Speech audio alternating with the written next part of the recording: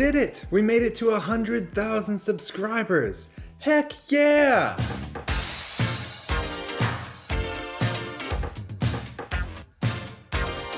Oppan Gangnam Style.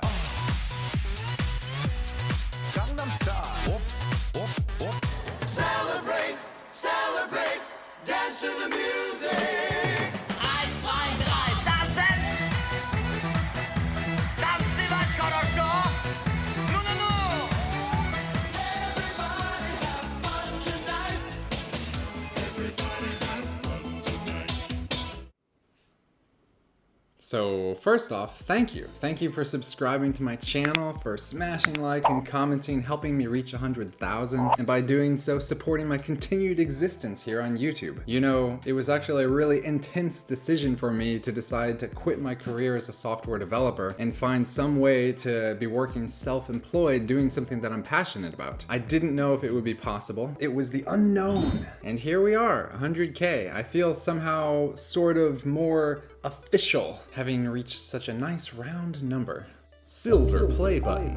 And I know what you're thinking. You're thinking, I want to see a little bit of that silver play button, don't you? The one YouTube sends you after hitting 100,000 subscribers? So, without further ado, here is an approximation of what it would look like if I actually had the silver play button in reality. Okay, so 100K came and went and they didn't send me anything. I did a little scrounging around on the interwebs and found out that the month after the month in which you hit 100K, YouTube will pop up a notification and you have the option to put the shipping address you want them to use. So that actually brings us to an important question, my fellow human beings. Should I, A, have the silver play button shipped safely and securely to my parents' house in Texas, or B, have it attempted to be shipped where I am here in Ukraine, potentially being lost in a foreign mail service and never getting to even see it? So we have option B, great risk and potentially great reward, or option A, pictures of the play button sent to me from home. What would you do if it was you do?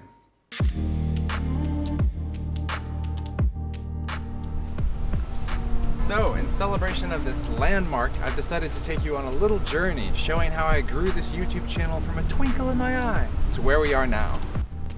The first 40 videos I made on this channel were deck reviews. In fact, there's a whole community of people who collect playing cards, and I was one of these people. Then one day, I happened to notice that deck reviews were a thing on YouTube, and I thought, I collect playing cards. I've enjoyed making videos in the past. I do magic. Why can't I make deck reviews myself? But in the beginning, I was a little bit worried because I had zero credentials. I was a complete unknown in this community, and I was afraid someone would look at my video and say, hey, who do you think you are talking about decks? Why is your opinion important? But in the end, I thought, I will just literally do it. Forget about the fact I was nervous and literally just fake it until you make it. In fact, that's why in my first video I didn't even introduce myself. I just said, alright, we're gonna take a look at these cards. Oh, and by the way, in the beginning I did have some business thoughts about how I might make the channel succeed. I had the idea to have two differentiating factors. Number one, I would not waste people's time futzing around with the outside of the box. I would just kind of get into the meat of it right away. And number two, because I already had experience with magic and card flourishes, I had this concept for a deck in action portion of the video. In fact, you can see it from my very first deck review and in all the rest of them as well. The whole concept being that you could see the cards in motion, and most other deck reviewers were not doing anything like this. So I thought with those two factors that could differentiate me enough, and some being silly and joking around. Channel branding evolution. In the beginning, I had a really hard time selecting a YouTube channel name, a good one that wasn't already taken, so I just kind of settled on Magic Cloud 8, and it looked like this. I just kind of threw that background picture on there. That picture that was the background was a photo I took in Costa Rica, and I just kind of slapped it on there because why not? My first YouTube channel banner. And over the years it evolved. I tried different things like these clouds. I tried this with my hands holding cards and fans. I even tried this pink abomination for a while. Comment below if you remember that. And then eventually, I paid a professional designer to make this for me, which is what we have today. And by the way, I put a little Easter egg in there. I don't think anyone has noticed it because I've never gotten a comment about it, so I guess I'll just show you now. With your channel banner, you're supposed to give a huge graphic size because it could be displayed on a smart TV or gaming system or whatever, and I thought it would be funny to have this reveal for those people with a full screen image. Pretty sure no one has ever seen that, but now you'll always know it's there. Publicly private. Another funny thing, initially on my YouTube channel, I only showed my hands. I would just show the playing cards on the table in my hands, but never my face. And the reason why I did that is because I thought, well, if people can only see my hands and they can only hear my voice, then it doesn't matter what they say. If they say some hate comments, like, I won't take it personally, because I'll think, they don't really know who I am anyway. So for a long time, I guess that was kind of like training wheels for me.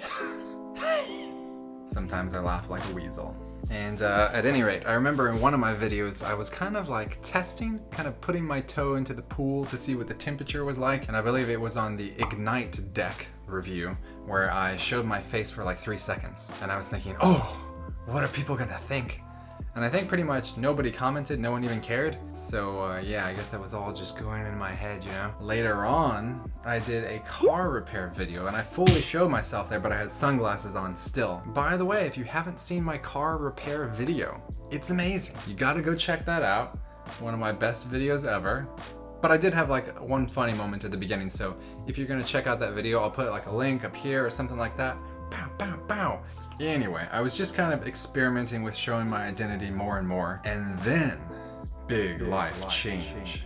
The big life change. This part right here could be a whole series of videos, so let's just summarize. I decided to quit my job, sell my house, backpack Europe, and find a way to work self-employed style. Anyway, that was in 2016 when that thing was realized and I left for Europe. And just before leaving for Europe, I was getting prepared, ordering supplies, buying a backpack, and I was thinking, it would be really cool to make travel videos as I go. And in that case, I'll have to completely reveal my identity. I'll have to show my face in every video. That's how they work. And I thought, okay, if that's the way it's gonna be, then I might as well make a few deck review videos before I leave, because I'm not gonna be able to carry them with me, and use those videos as tests, exposing myself to the public.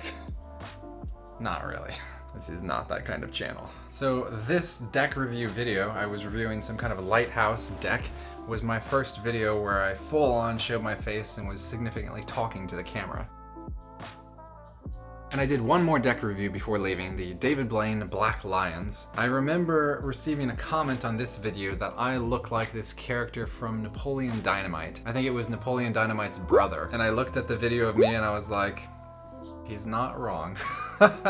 Mustache and goatee are not a good look for me. I hadn't learned my lesson yet. And then lastly, right before leaving, I did make one final video, which is aptly titled, Quit Job to Backpack Europe. And I basically explain what I was thinking, you know, about quitting my job and what I'm hoping to do. You can check out that video if you want, but I was reading from a script, so it was very stilted and kind of awkward, and I still wasn't comfortable talking to the camera yet. And that was the last video I made before I took off to Europe, where I still am today.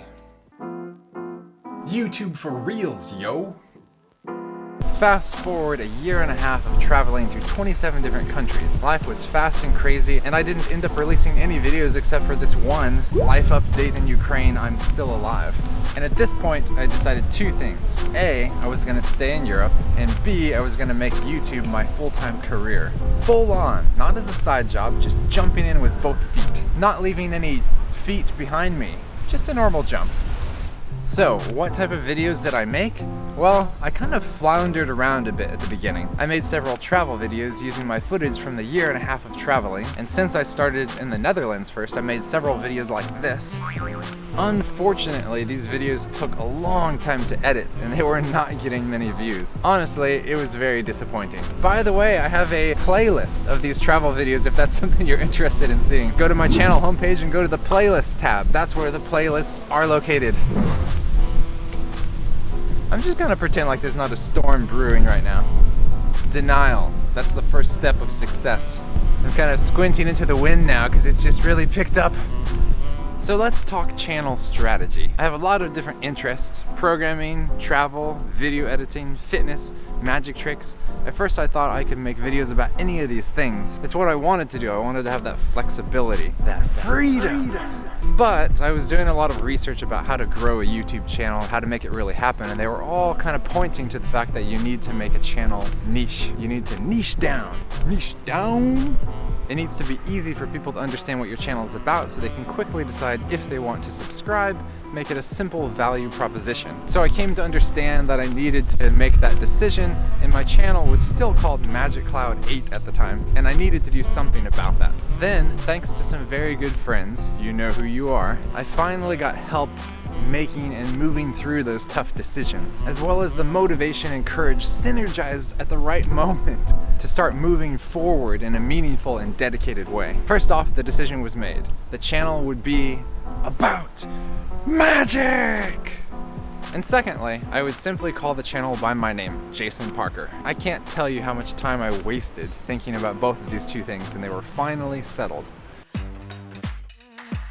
So with a clear direction and to kick things off, I made a channel rebranding video. Hugely popular.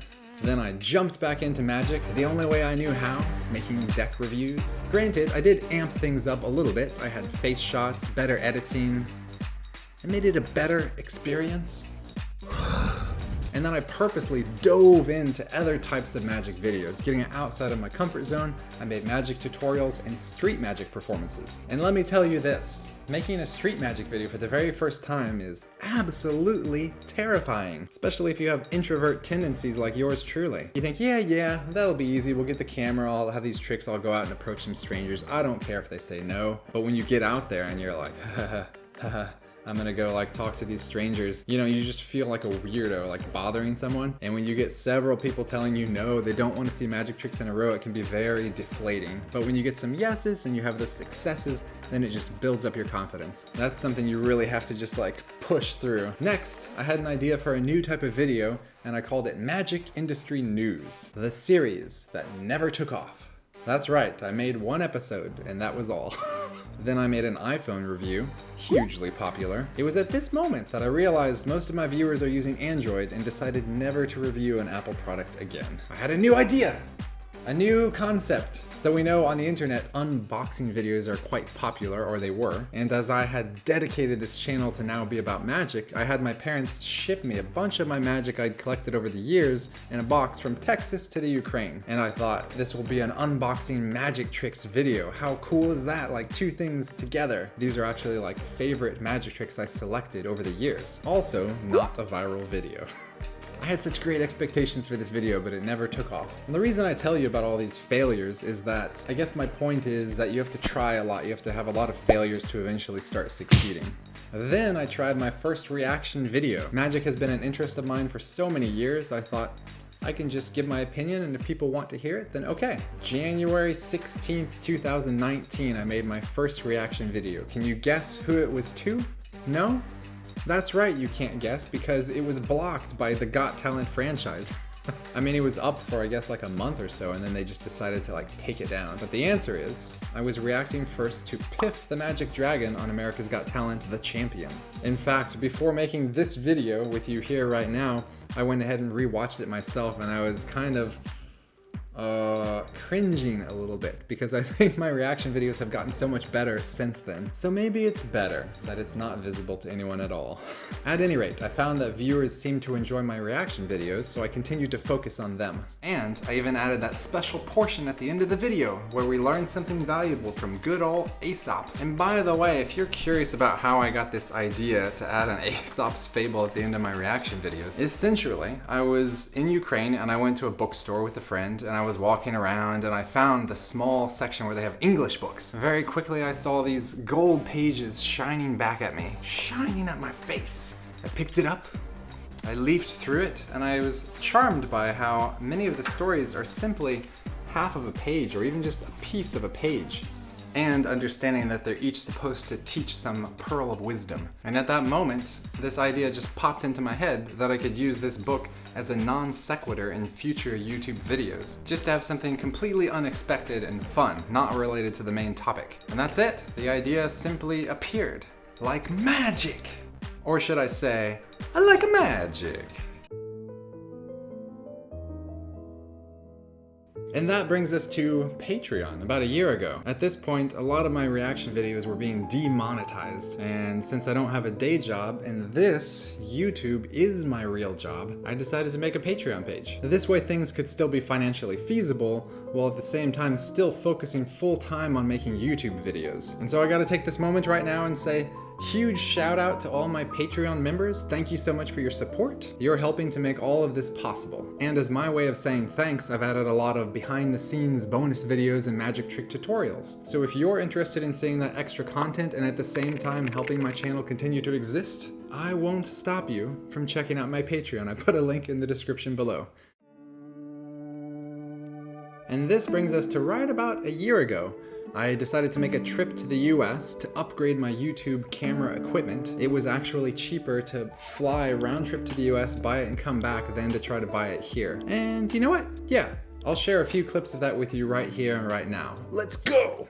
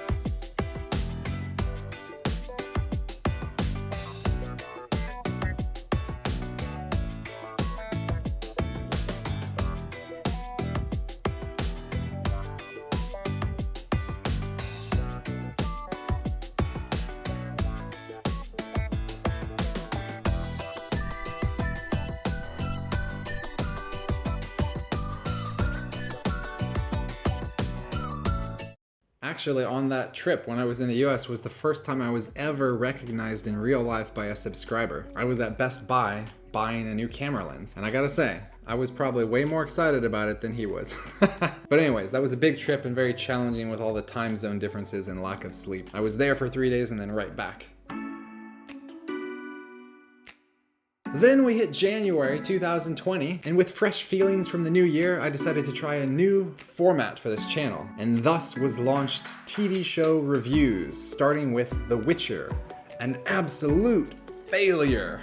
Seriously, these videos got very low like ratios and not many people watch them. But again, that's been my experience on YouTube. Sometimes you just have to make experiments and see what works. If you look at my videos now, you won't see them because I marked them all as unlisted. I don't want them negatively affecting the YouTube algorithm. But if for some reason you want to punish yourself and you want to watch those, you can go to the playlist section, and I believe you can still get to the Witcher playlist. And then in 2020, unexpectedly, along with some other viruses, I had something unique happen, which is that I woke up and people told me that Sean Farquhar had reacted to one of my reaction videos of him. And then several magicians started making reactions to my reactions of them. It was a reaction extravaganza! Inception. So thanks Sean Farquhar for kicking that off. Then a little later, I decided to try another new format, magician interviews. Smash like if you've seen one of them. Pretty interesting, just saying. Somehow those things end up being really long. They're like 1 hour long. You know, in my imagination, I was thinking they'll be like, 15, 20 minutes. But somehow they end up just being packed full of good information, and I just can't find parts where I can remove more. And lastly, I've been including videos of me performing magic for people as well. Magic. It's magic. It's real magic.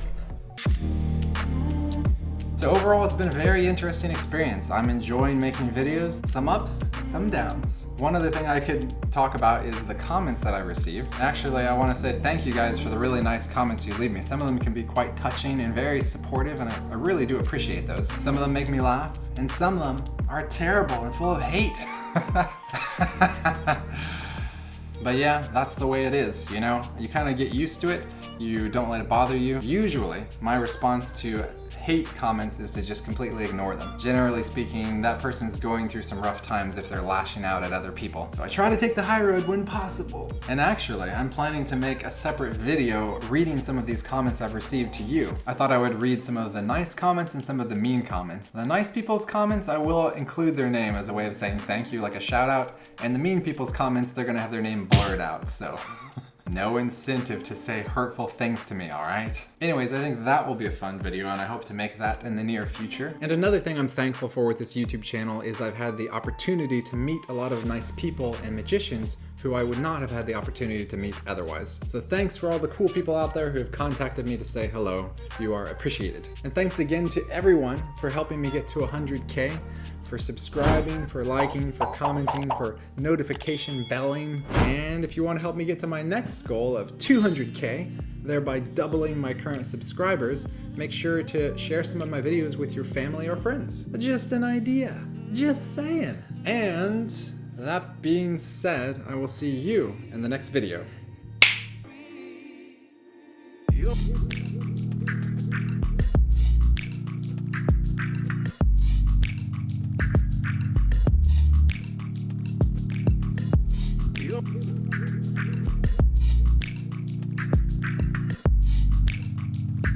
Yo.